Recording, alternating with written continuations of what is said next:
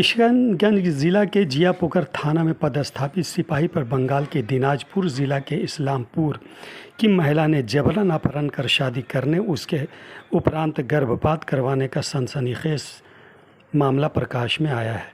साथ ही महिला ने सिपाही पर संगीन आरोप लगाया है। दोनों के बीच फेसबुक के द्वारा प्रेम हुआ था।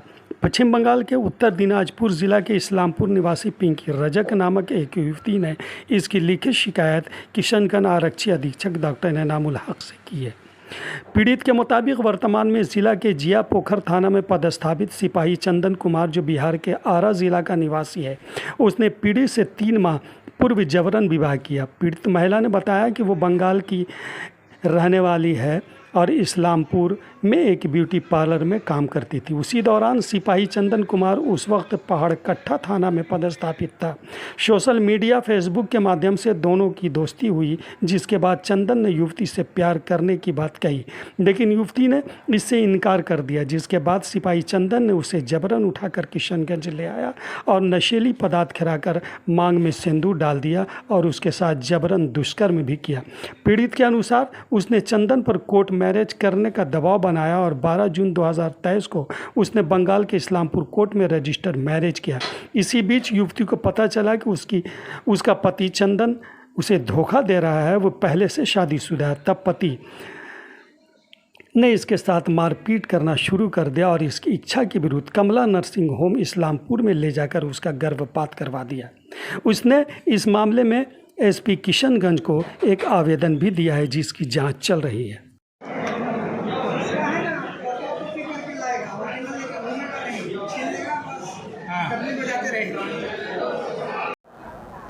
बताइए क्या हुआ आपके साथ? मेरे साथ एक सिपाही है, उसके घर हुए आरा जिला पटना।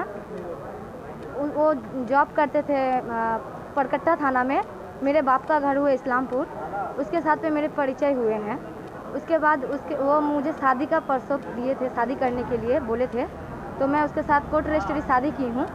कोर्ट रजिस्ट्री शादी करने के बाद वो मुझे किशनगंज में रखे थे कुछ दिन। किशनगंज में रखने के बाद उसके जब पोस्टिंग हुए जियापोखर थाना में, उसके बाद वो मुझे पोवाखाली में रूम भाड़ा करके रखे थे और वो मुझे प्रेग्नेंट किए थे।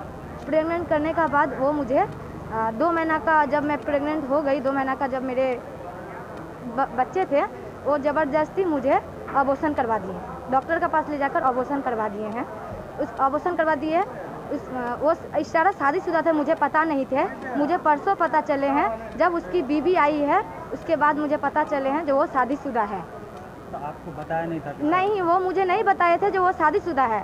उसके बाद उसकी बीवी और वो जो लड़का मेरे से शादी किए थे, वो दोनों मिलकर मेरे ऊपर अटैक करने का, जान से मारने के लिए वो मेरे ऊपर हमला किए। तो मैं पोवाखाली थाना में भी गई थी। थाना में जनाई हूँ तो मुझे रखेल बोल के भगाया गया है।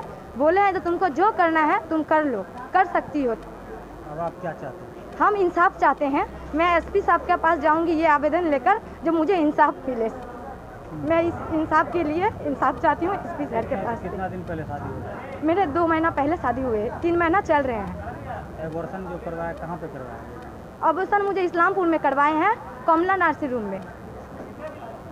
मुझे इंसाफ चाहिए।